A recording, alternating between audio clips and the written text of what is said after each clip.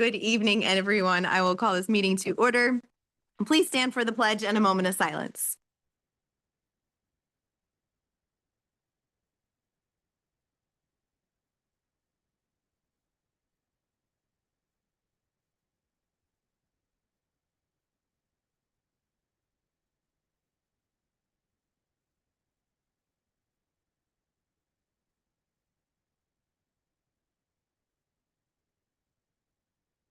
Roll call.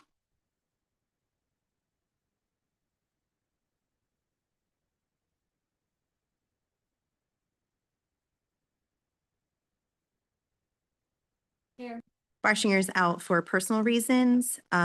We did not have an executive session since the time of our last meeting. Is anyone in the audience that would like to address the board at this time? Okay, seeing none, we will move on to board committee reports for information purposes. Mr. White, anything to discuss there?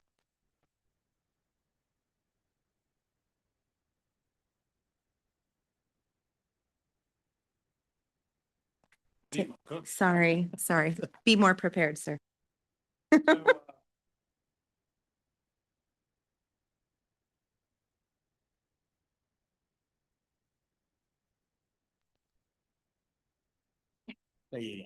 We just had our November 10th Budget and Finance Committee meeting. For those that were in attendance or were not, basically, Jennifer and Mark went over our future budget, soon to be. If you have any questions, you're more than welcome to reach out to one of us and we'll certainly fill you in. Thank you. Thank you. I have no correspondent. Well, the only correspondence is the updated document at our desk from Suzanne on the scheduled meetings that include the superintendent search and all the other that are mixed in there. We will move on to action voting meetings personnel with Mr. Stein. Personnel board actions requested. Item A, resignations, acceptance of the following resignations as listed. Item B, athletics, approval of following coaches for the 25-26 season as listed. Item C, aquatics, approval of the following individuals as listed. Item D, Act 86, day-to-day student substitutes, approval of the following Act 86 substitutes as listed. Item E, teacher substitutes, approval of following as listed. Item F, classified substitutes, approval of following substitutes as listed. So moved on personnel. Second, roll call vote on personnel. I need Oh, a sorry. separate vote on item B12 and C6. And they can be together. Okay, sorry. I was moving on too quickly for you. We will do a separate vote on B12 and C6. Shear. Wilson. Yes. Ramsey. Yes. Britt. Yeah. Baum. Yes. White. Yeah. Stein. Abstain. Harbaugh. Yes. Roll call vote on all remaining in personnel.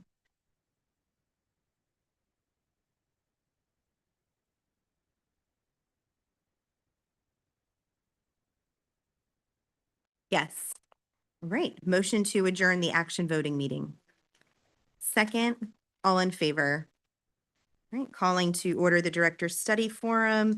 All board members that were in the attendance earlier stay for that meeting. Anyone in the audience that would like to address the board at this time? Okay, seeing none, we will start with Business and Finance Committee, Budget and Finance with Mr. White.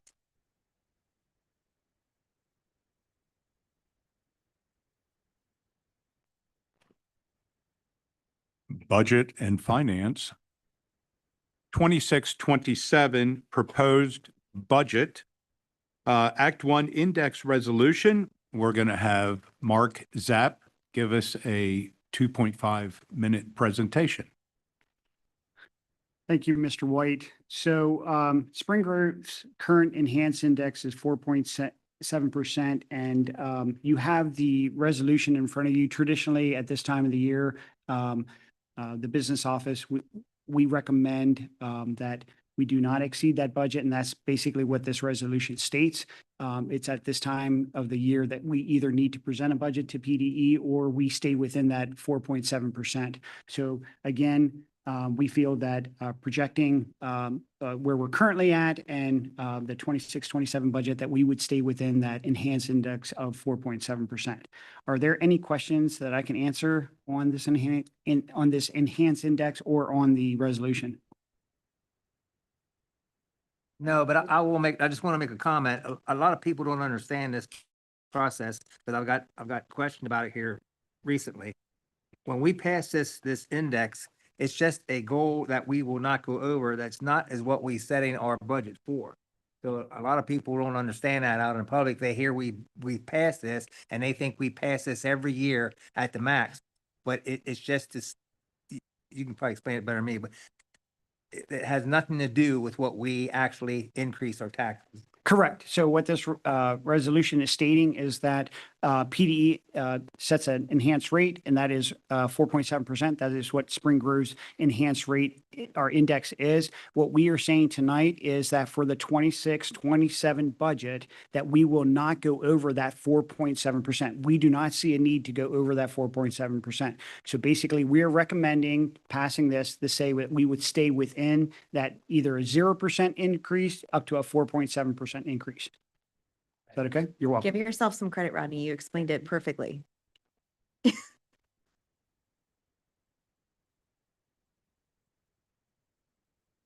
And Mr. White, if I can just continue?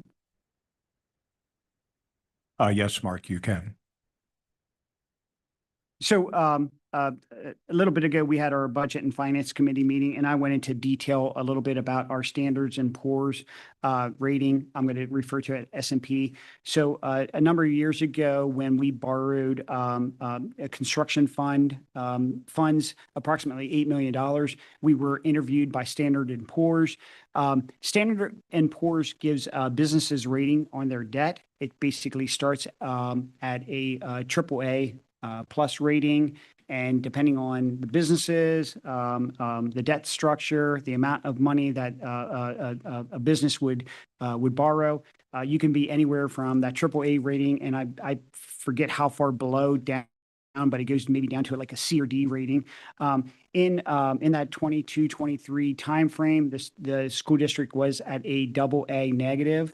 Again, if you think about a AAA plus, that would be the highest rating. The next rating would be a AAA and then a AAA negative. So it goes positive, and then no AAA, and then an AA negative. So we were at the lowest of an AA, which is still a really good rating, AA. Because of some budget imbalance, that was basically no tax increases, or several years of deficit in our budgets, as well as declining reserves, drawing from our fund balance. Standards and Poor's changed our rating from an AA negative to an A plus. So it was the highest A rating, which was an A plus. Also, they put a negative outlook onto the district, which meant that they were going to reevaluate us in a number of years to see if we were going to continue with that track. So over the past number of years, the school district did do 2 tax increases. We also had 2 budgets that we came in at a positive fund balance, and we also, stability-wise, Standards and Poor's on October 31st interviewed the business office and affirmed that A plus rating, but they took that negative outlook away and they now made it a stable outlook. So we're projecting in the right direction towards that, again, back to that AA negative rating. So some things to continue doing. We talked a little bit about in the Budget and Finance Committee meeting is to continue with our current financial path, continue looking at our budgets, and we had talk to them about reducing expenditures and continuing to look at those revenues that we can have an impact on. So any questions? I know we talked a lot about it at the Budget and Finance. I'm trying to do a very high-level overview for those of you that already heard this, but any questions from those current board members that were there or Mr. Ramsey or Mr. Ritz that didn't attend the meeting? Anything I can answer? Okay. Okay, thank you. Again, I'd Yeah. just like to make a comment. I don't have a question, but people need to understand that that rating only affects us when we're borrowing money. It does not have any effect on our budget or on our school operation or anything like that. It's just when we borrow money, that sets, we get better interest rates the higher we are. Correct? Yep, correct, Mr. Shear. I was just waiting for you to turn that off. Yeah, correct, Mr. Shear. So, so if the district in a number of years decide to borrow money, say, for example, in 2 years, we need to borrow money for whatever that project is, having a higher, a better credit rating would give us possibly lower interest rates. We possibly wouldn't need various types of insurance. There are positives to it as far as borrowing money. So it's kind of thinking personally as your like credit score. If you want to have either a 750 compared to like a 625, that's basically what you can equate it to. So any other questions? Okay, thank you.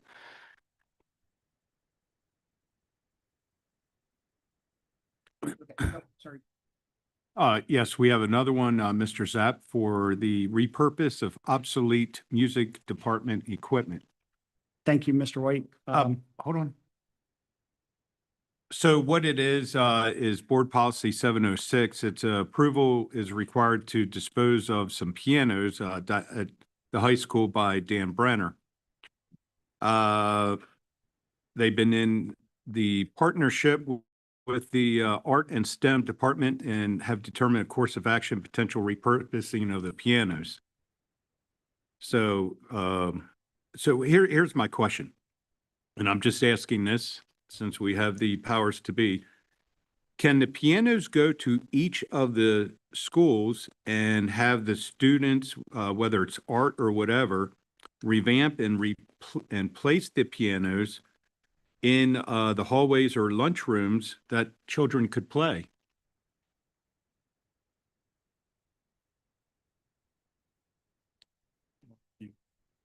Yeah, I don't know what the plan is.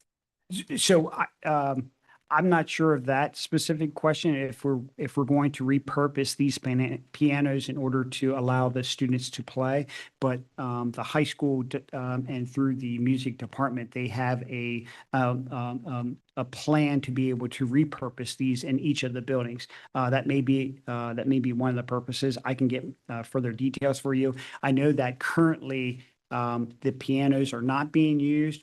We look to donate them, sell them, dispose of them, and there was no interest in those pianos at all. So the high school said, well, instead of just disposing of them, when we talk about disposing of, giving them to some sort of either trash or recycling center, let's find a purpose for these, and that's what they were planning on doing these. I can get further details from Mr. Brenner and from the high school. My understanding is they're not being used currently, and they would cost us money to be able to be used because they're outdated and not kept up with. So just to tune them alone would be an expense, and that's just for each one. So that's why they went with another version of an opportunity to use them, because they couldn't get rid of them. How much is it to tune them? Can't answer that right now. We can look into it. And we don't have anyone in-house to tune them? No, we pay people to come in and tune them. And the ones that we use, we do that on a regular basis so that they're able to be used. And they may also need to be repaired.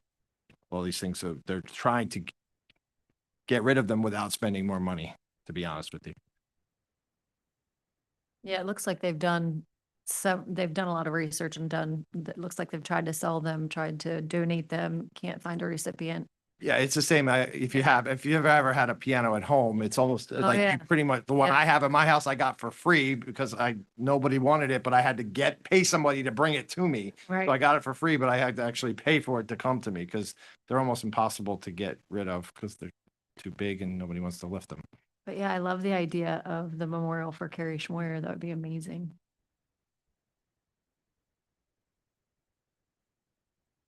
Okay, and then the next item we have is we have a new student club proposal.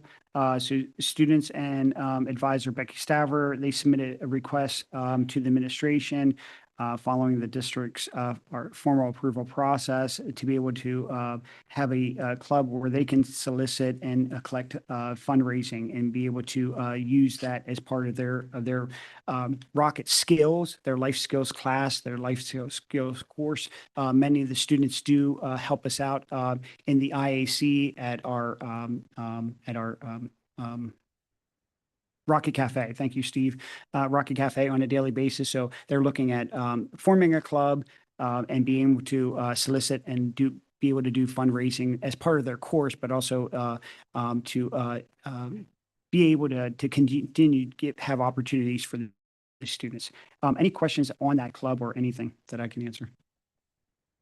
Okay, thank you. And then last, as we traditionally do at this time of the year, we remind you that at next meeting, the 24th, you will be receiving a hard copy of our financial audit. Our local auditors, Kochenauer, Ernest, Meiser, and Berg, they're wrapping up. We have the MD&A, the management's discussion and analysis that we as in Mrs. Lepo and myself have to finalize.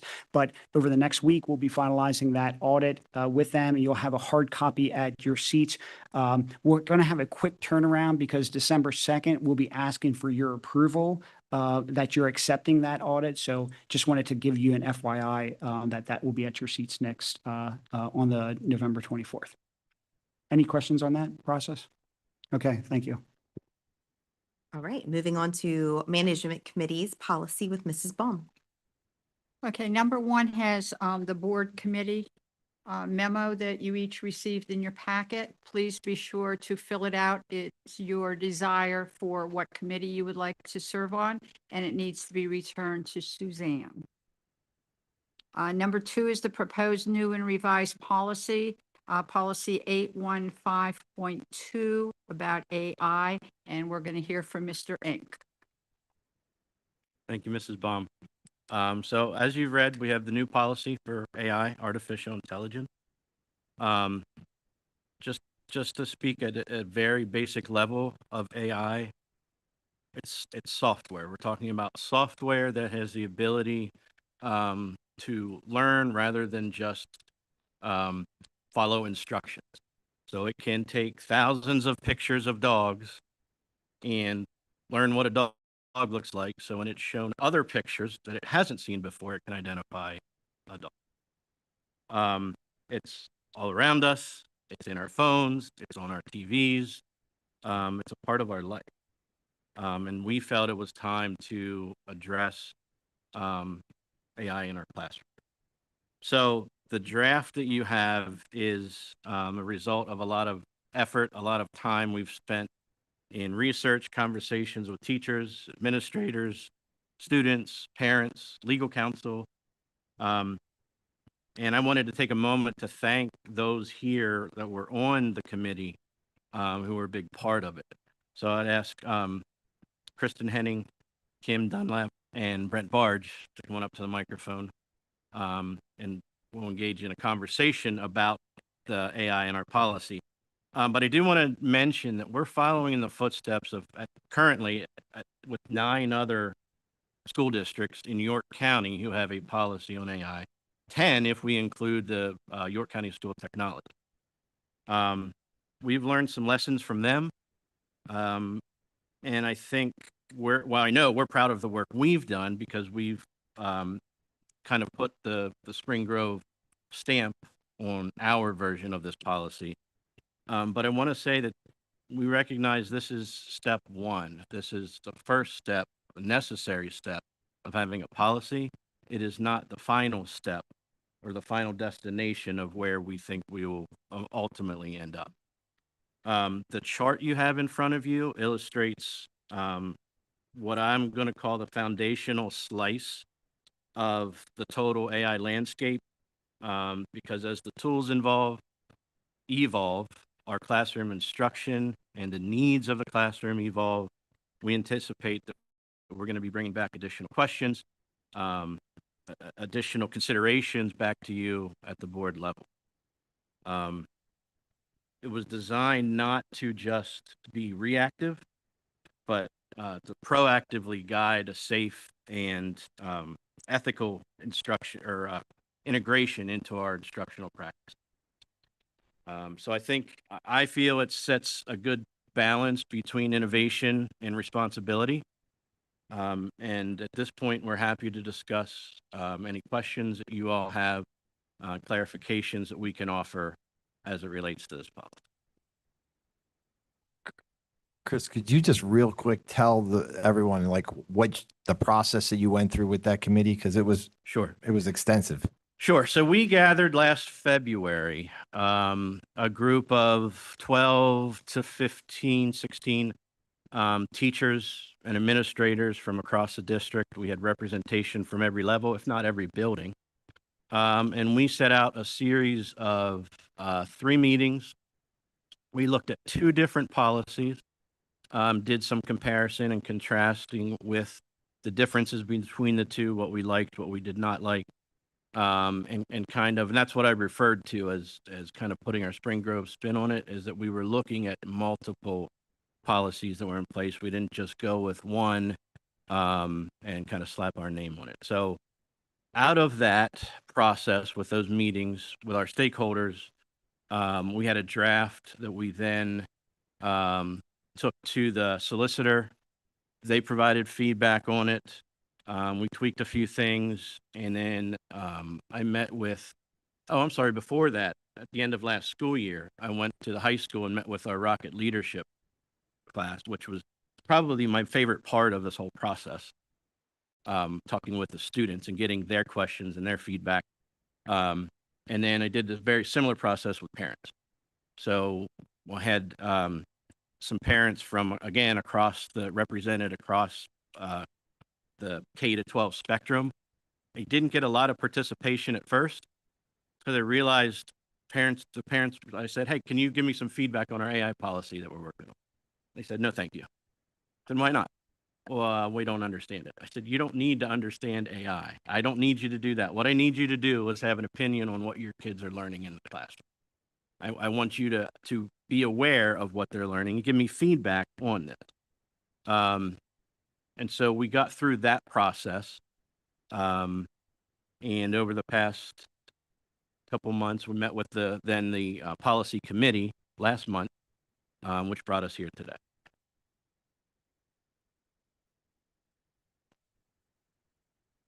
Questions? Yeah, I do. So you're saying when you talk to the parents, they're saying they didn't feel comfortable that the children are learning what they need to learn without this AI? No, what they said was, we don't feel comfortable discussing AI with you because we don't understand it ourselves. So once I explained it to them and they sat down and we read through the policy and I picked apart the parts that pertain to parents, I said, oh, okay, well, that makes sense. I'm glad you had some of the feedback where I'm glad you have guide rails in there to prevent the negative aspects of AI from being introduced into our classrooms. I had a parent that said, well, regardless of what I feel about it, I think it's important for the kids to learn so that when they graduate, they're not behind just because they went to Spring Grove. And once we sat down and had a dialogue about it, I didn't get anyone saying, no, I still don't agree with this. Pardon? You didn't call me. Correct. I was talking with parents. We discussed about AI here, 2 years ago or something like that. It was a program somebody wanted to put in. And we asked them exactly, I'll put it out, where this AI that they were going to use in, where that information came from. And it pretty well boiled down, it came from Google. So we didn't, as a board, we didn't feel comfortable enough with using that because we don't know where Google gets its information from. And I don't know if this is anything similar to that or not, because believe me, I don't understand any of this. I have a trouble using this microphone.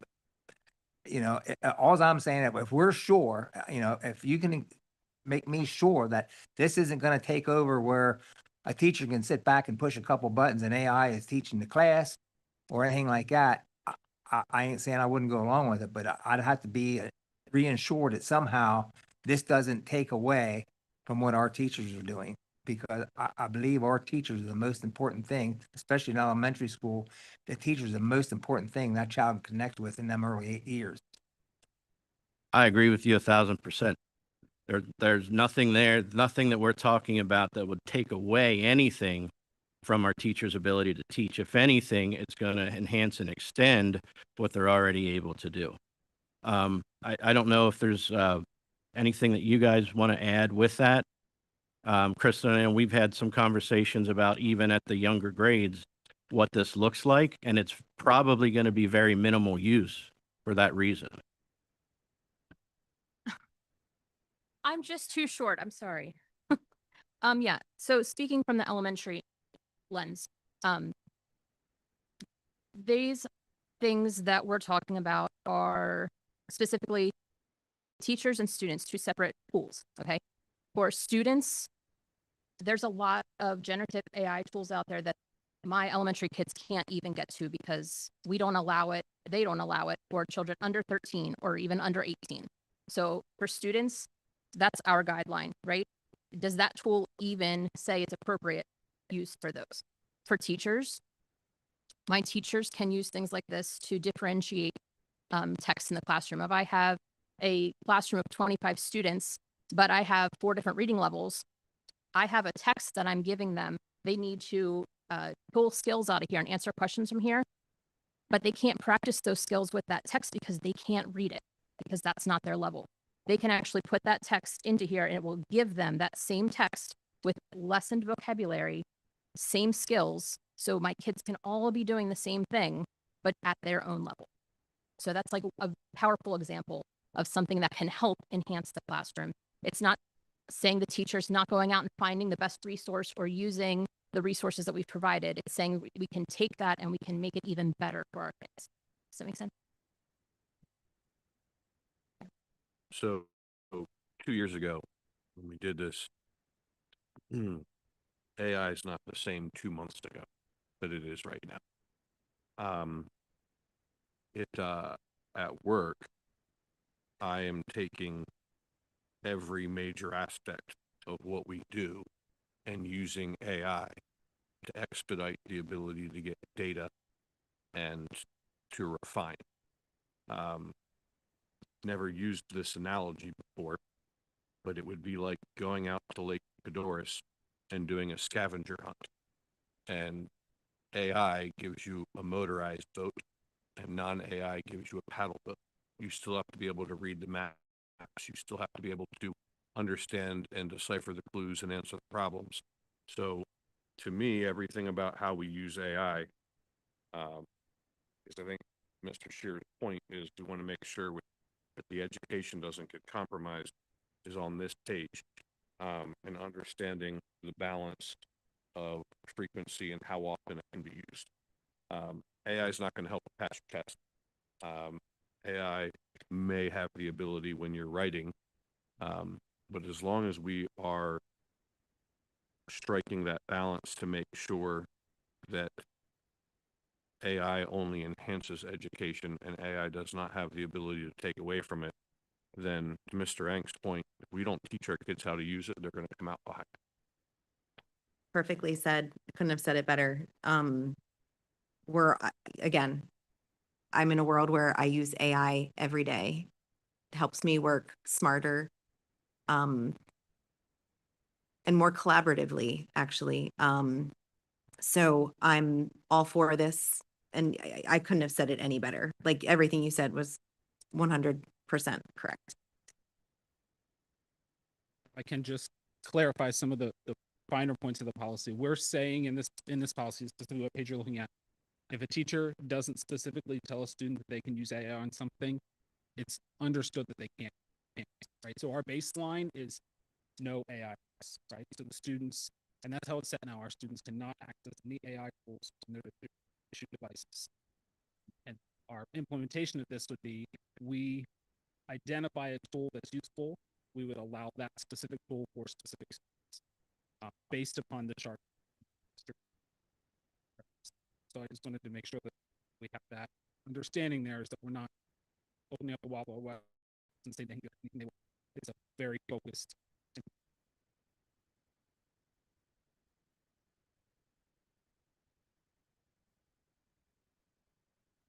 Just But- very quickly, if I may, during the policy committee, the question, I'm sorry, Nicole. During the policy committee, or you go first. I was just gonna reinforce what Kristen said, and I learned this at the policy meeting, which helped me because I feel like I'm on the same page as you, Rodney, where I'm very nervous about all this because I don't want it to take over and create laziness, for lack of a better term, and lack of creativity for our kids, right? So I want them to be stimulated. I want them to learn and I want them to understand these things because I do agree AI is all around us and it's not going away, whether we use it or we don't use it. What I really love is that some of the tools, some of the, I don't know, is it software? I don't even know if that's the right word, but they have, they define things by age. So if they say 13 and younger can't use it, we don't use it, right? So I'm most concerned about our younger kids, but for our teachers, I mean, I think it's a wonderful use because it helps you guys do a lot more in a day than you could have in the past, right? And instead of sitting down and taking 3 hours to write lesson plans, you can basically tell it to do it for you. Doesn't take away from teacher student time, but enhances that teacher student time. So I love that aspect of it. So I learned a lot in the policy meeting. It was a great segue into what I was going to say, actually. Thank you for that preamble. During the policy committee, there was extensive discussion about professional development, both for teachers and then also teaching students what it is, how it works, all those things. And there's a system that Spring Grove already has in place here through our media specialists, librarians, technology people, virtually in every building, that we can sort of incorporate this into the curriculum so that we now can start addressing it. Because I think, Chris, you did a great job of setting us up for this, because this is just the beginning of a very, very long road, and it's changing virtually every week. So we have to have a curriculum that's dynamic enough to sort of teach students the new stuff this year, teach staff the new stuff this year, to use those expressions. And that's in the material that you've read. There's a whole bunch of professional development stuff that sort of was asked about during policy committee, and then Chris and his team put together for that. Did you want to expand on that, or is that the gist of it? I don't mean to prolong it. I think that's the gist of it, but it represents the commitment to continuous teaching, continuous learning, both on our part as well as students. Will we be, once, again, we have to get through a formal, voting meeting to start discussing this, but will we do like a AI 101 for parents so that they can come and you guys, again, kind of like what you did for the board when we started discussing this, just here's what we're going to be implementing, here's how it affects your student, and here how it enhances our students' day. I think that again, maybe 10 people will show up. I mean, I would hope for more, but I think that it's impactful for those people who choose to be there, and it's a great piece that we can give to the community. Yeah, I'm certainly open to that. I guess my question would be, maybe we could dovetail that into a video that can be on the website and be available to any Perfect. parent all the time. I love that idea too. Cool, thank you. You're welcome. Any other questions, comments for the team, for Chris? All right, thank you guys so much. Moving on.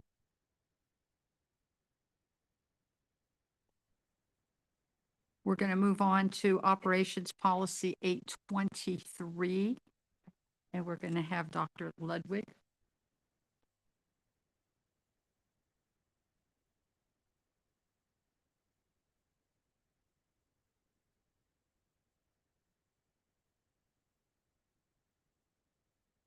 I'm taller, but I think that works.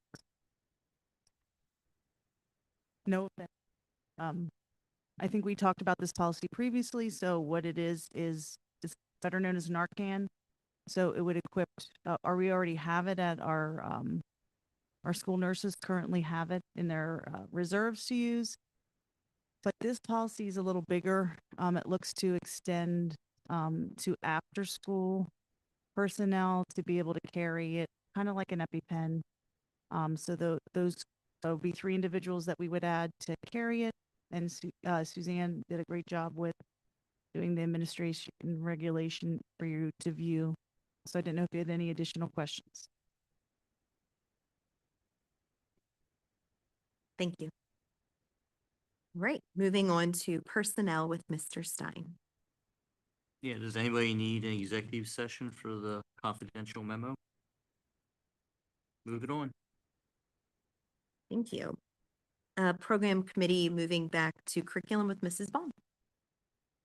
All right, we're going to start with 26-27 course proposals, and we're going to have Dr. Guadagnino discuss those. Thank you. You have a memo in front of you, as we normally do at this time of year. We have our course proposals and course revisions for this year. As you know, before our teachers go ahead and start rewriting or writing curriculum, we're going to ask your permission to add these courses. If you're looking at the memo, I'm going to look at it actually in reverse. If you look at the bottom of the memo first, you'll see it says curriculum cycle revisions, and we have art, business, STEM, and world language. These are the 4 curricular areas that are in their rewrite year. So they are rewriting their normal cycle revisions right now. So in the spring, after they've rewritten and revised and refreshed their curriculums, you will see all of the courses in art, K to 12. You'll see all the business courses, 9 to 12. You'll see all the STEM courses and all the world language courses. They're all going to come to you like they do every spring when we have a new group of courses.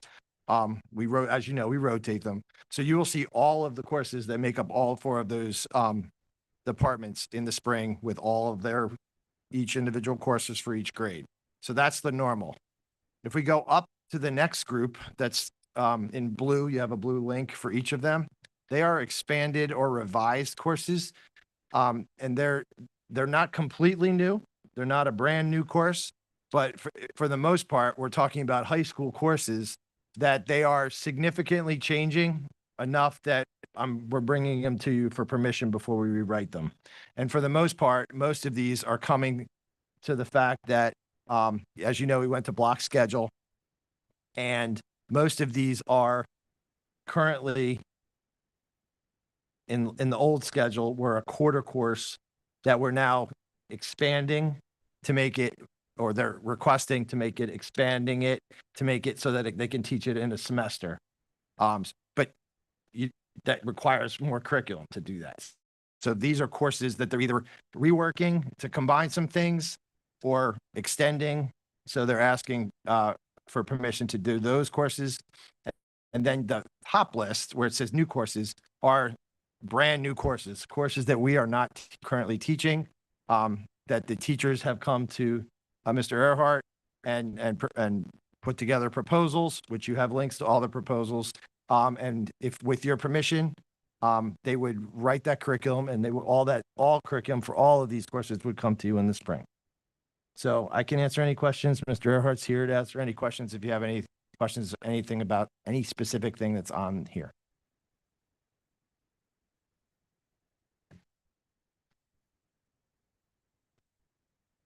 I do not have any questions, but myself and Mr. Rich was at the FFA meeting the other evening, and some of this stuff was presented to us at that time through FFA, and again, Mr. Christian Earhart does an outstanding job of getting this stuff together, and Lacey Bayshore. Yeah. They're so excited about it, and it's just a wonderful thing that they're doing there for our kids that are more into technical stuff and that can't get into the Yorkville Tech. These classes will help satisfy them with what they need to get to. I really appreciate what's going on there. Yeah, specifically, we have for our Ag CTE, a lot of these courses are related to reworking that. Like hearing that. Okay.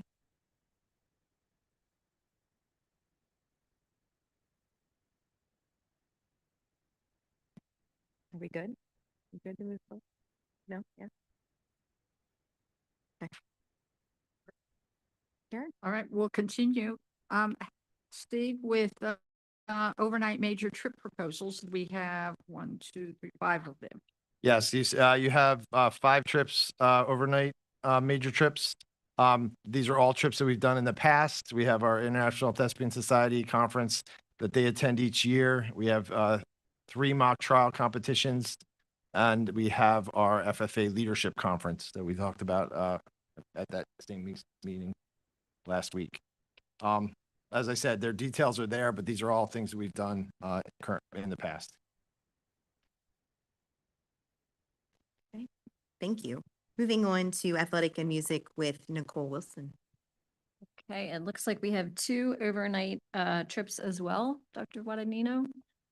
Actually, it's a group. Yes, at this time each year, Mr.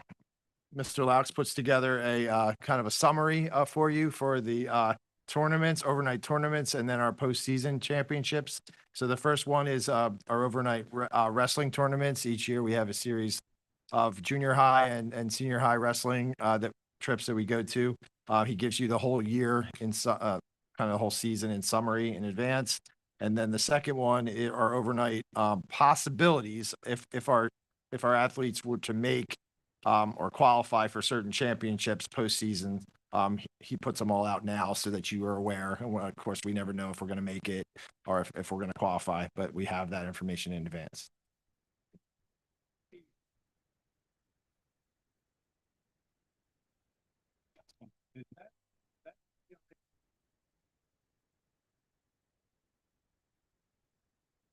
I'm not.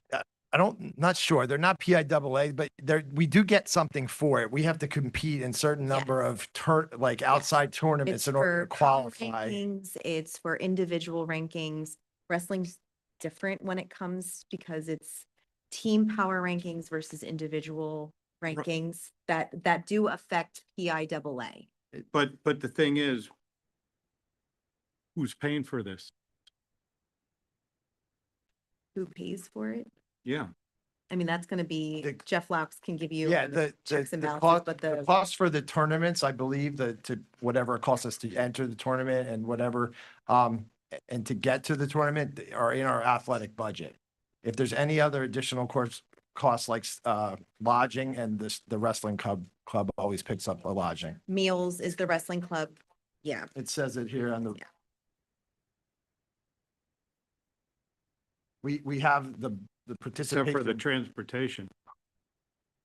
right, that those costs are in our budget. We budget that every year. Yeah, but these are to better the individual students. It's not a sanctioned event, is what I'm saying.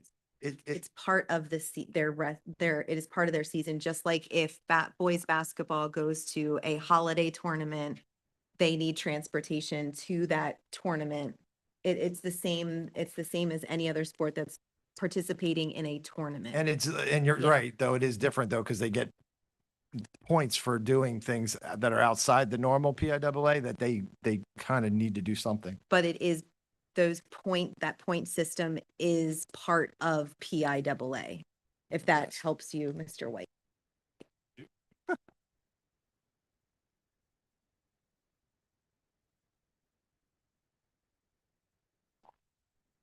All right, any items for planning?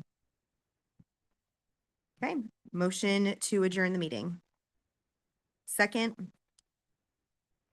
All in favor? All right, and just remember, we do have an executive session. Correct? That's what it says.